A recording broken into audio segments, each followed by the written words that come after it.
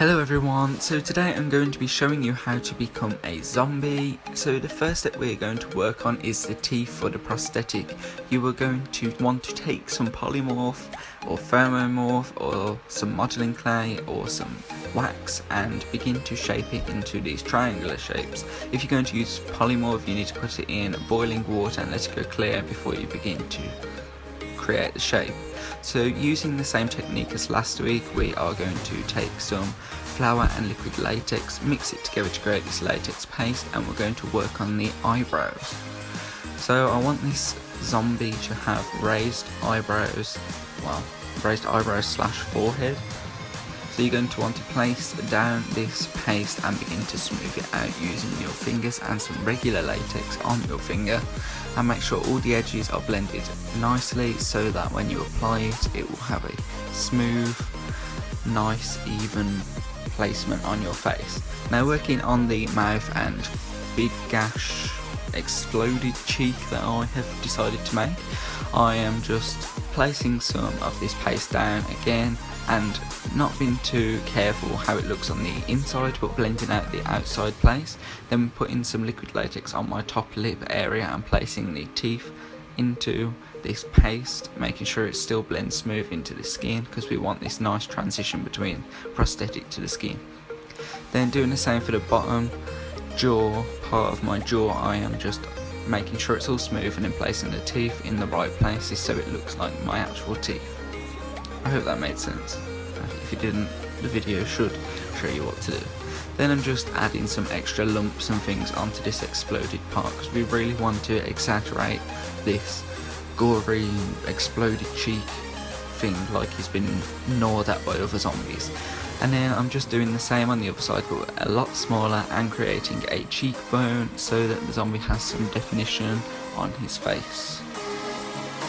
Once this is done, I've took some alcohol activated paints using my Skin Illustrator palette. You can use water activated or grease paint, but I like this as it'll be the base for my painting. So I'm using this red colour and painting in all of the deep parts, such as the crevices really dark, and then doing a light red wash over the rest. Then taking some blue and brown, I'm making it darker, adding some bruised, swollen kind of colours all around, making it just dirty and making it darker in them holes.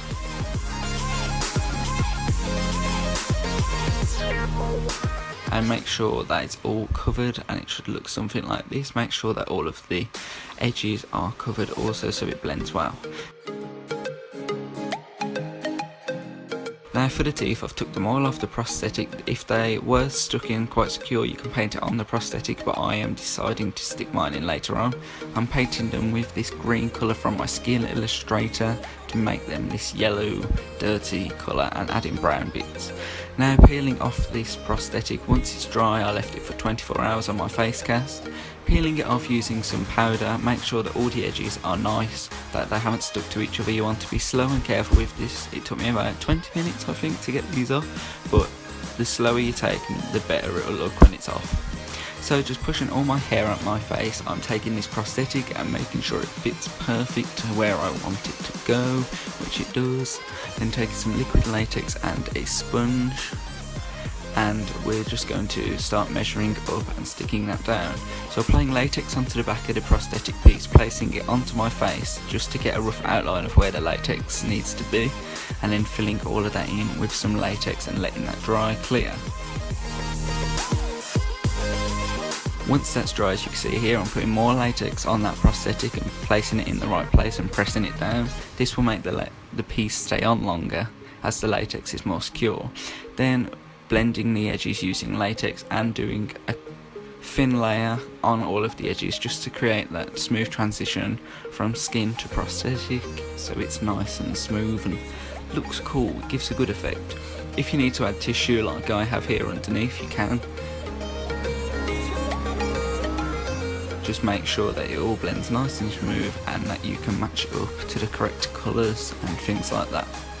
Then taking some Vaseline, we're going to cover our eyebrows with a generous amount of Vaseline because we do not want our eyebrows to fall out. We love our eyebrows, we don't want to lose them. So I'm just doing the same process with the liquid latex with the other prosthetic on my eyebrows.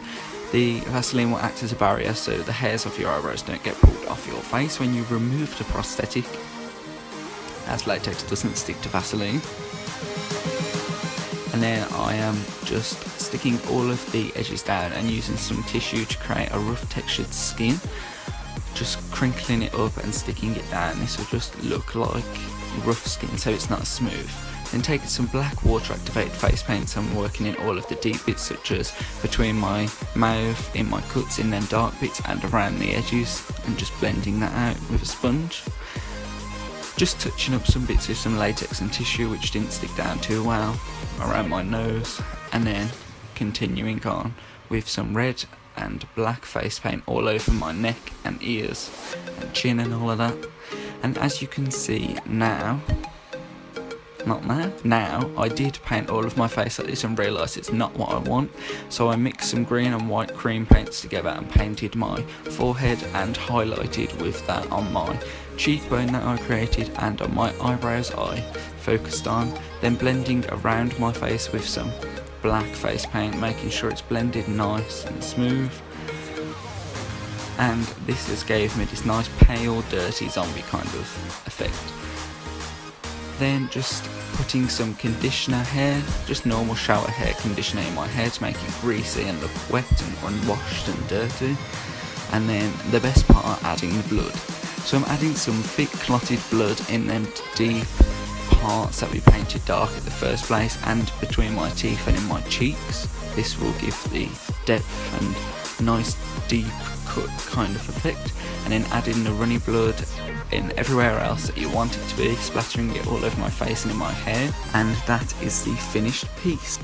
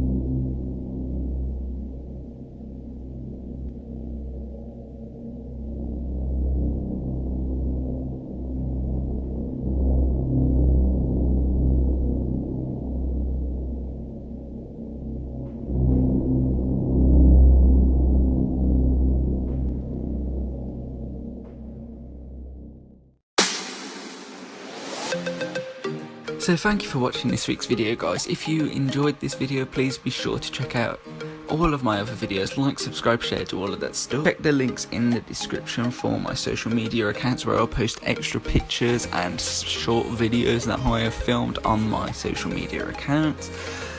And yeah, I will see you next week for a new video. Goodbye.